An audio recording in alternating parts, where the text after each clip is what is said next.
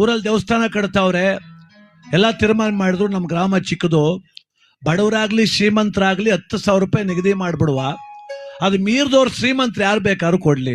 ಆಯ್ತು, ಪ್ರತಿಯೊಬ್ರು ಹಣನೂ ಸೇರ್ಬೇಕು ನಮ್ಮೂರು ದೇವಸ್ಥಾನಕ್ಕೆ ಅಂತ ತೀರ್ಮಾನ ಮಾಡಿದ್ರು. ಆಯ್ತು, ಕೊಡ್ತಾರೆ ಬಿಡಪ್ಪ, ಹಬ್ಬ ಅಂದ್ರೆ ಎಲ್ಲರೂ ಕೊಡ್ತಾರೆ, ಎಂತ ಬಡವರು ಕೊಡ್ತಾರೆ, ಜಾತಿ ಮತ ಮೀರ್ ಎಲ್ಲ ಕೊಡಕ್ ಸಿದ್ಧವಾಗವ್ರೆ, ಅವನ ಹಬ್ಬ ಕೊಡಲ್ಲ ಕಣೆ ಅಂದ್ರು. ಅದಕ್ಕೆ ಎಲ್ರು ಅಂದ್ರು, ಅವ್ನು 10,000 ಕೊಡಿದ್ರೆ ಪರವಾಗಿಲ್ಲ, ಎಷ್ಟು ಕೊಡ್ತಾನೆ ತೀಸ್ಕೊಂಬಂಬಿಡಿ ಅಂದ್ರು. 5 ಜನ ಮನೆ ತಕ್ಕ ಹೋದ್ರು. ನಮಸ್ಕಾರ ಯಜಮಾನ್ರೆ ಅಂದ್ರು. ಓ ಬಾಬು ಬನ್ರಪ್ಪ, ಏನ್ ಸಮಾಚಾರ ಅಂದ್ರು. ಅದೇ ದೇವಸ್ಥಾನ ಎಲ್ಲ ಪಾಳು ಬಿದ್ದುಬಿಟ್ಟದೆ, ಅದು ಕಟ್ಟುವ ಅಂತ ಮಾಡೀವಿ ಅಂದ್ರು. ಹೌದಾ, ಹಾ ಹಾ, ಸುಮಾರಾಗಿತ್ತಲ್ಲ, ಅದೇ ಕೇಳ್ತಾ ಇದ್ದೀರಿ ಅಂದ. ಎಲ್ಲಿ ಸುಮಾರಾಗಿದ್ದದಪ್ಪ, ಮುರಿದೋಯ್ತಾ ಬಿದ್ದದೆ ಅಂದ್ರು. ಹೌದಾ, ಕಟ್ಟಿ ಕಟ್ಟಿ, ಒಳ್ಳೇದು ಕಟ್ಟಿ, ಯಾಕೆ ಅಂದ್ರೆ ದೇವ್ರಿದ್ರೆ ನಾವು ಕಟ್ರಪ್ಪ, ಎಲ್ಲ ಸರ್ಕ ಕಟ್ಟಿ.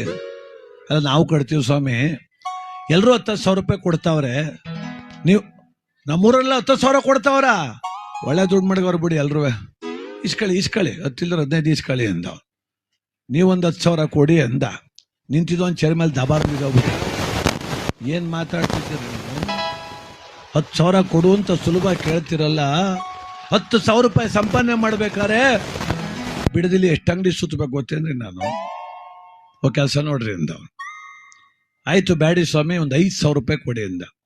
5,000ವಾ? ಹೋಗಯ್ಯೋ, 5,000 ಇದ್ರೆ ನಮ್ಮ ಮನೆ 3 ತಿಂಗಳು ನಡೀತದೆ ಮುಂದಕ್ಕೆ ಅಂದ ಅವನು. ಆಯ್ತು, 1,000 ಕೊಡಿ ಸ್ವಾಮಿ ಅಂದ. 1,000 ಅಲ್ಲ, 1 ರೂಪಾಯಿ ಕೊಡೋದಿಲ್ಲ, ನಿಮ್ ದೇವ್ರು ಬಂದು ನನ್ನ ಕನ್ಸಲ್ಲಿ ಕೇಳಿ ಕೊಡ್ತೀನಿ ಹೋಗಿ ಅಂದ ಅವನು. ಸ್ವಾಮಿ ಹಂಗಲ್ಲ, ಈಗ ದೇವಸ್ಥಾನ ಕಟ್ಬೇಕು, ಕಟ್ಟಿ ದೇವಸ್ಥಾನ ಕಟ್ರಿ, ಉದ್ಘಾಟನೆ ದಿವಸ ಹೇಳ್ರಿ, ನಾವು ಅಡುಗೆ ಮಾಡೋದಿಲ್ಲ, ಬೆಳಗಿನ ಸಣ್ಣ ಗಂಟೆ ಅಲ್ಲೇ ಇರ್ತೀವಿ, ಎಲ್ಲ ಕೊಡಿ ವ್ಯವಸ್ಥೆ ಮಾಡಿ ಅಂದ. ಹಾಳಾಗಿ ಹೋಗಪ್ಪ ತೆಗಿ, ನಡಿಯತ್ತ ಹೋಮಾತೆಗೆ ಕೊಡದಾರ ನಡ್ರ ಅಂದ್ರು. ಇಡೀ ಗ್ರಾಮದಲ್ಲಿ ಒಂದು 200 ಕುಟುಂಬ, 199 ಕುಟುಂಬ 10,000 ಕೊಡ್ತಾ ಇದ್ರು. ಇವನೊಬ್ಬ ಕೊಡಕ್ ರೆಡಿ ಇಲ್ಲ. ಈ ದೇವಸ್ಥಾನದ ಉದ್ಘಾಟನೆಗೆ 3 ತಿಂಗಳು ಮೊದಲೇ ಗುರುಗಳು ಬುಕ್ ಮಾಡ್ಬೇಕು. ಸ್ವಾಮೀಜಿಯವ್ರನ್ನ ಹೋದ್ರು, ಗುರುಗಳೇ ಬನ್ನಿ, ಗ್ರಾಮದ ಬಗ್ಗೆ ಗೊತ್ತಿತ್ತು ಗುರುಗಳಿಗೆ.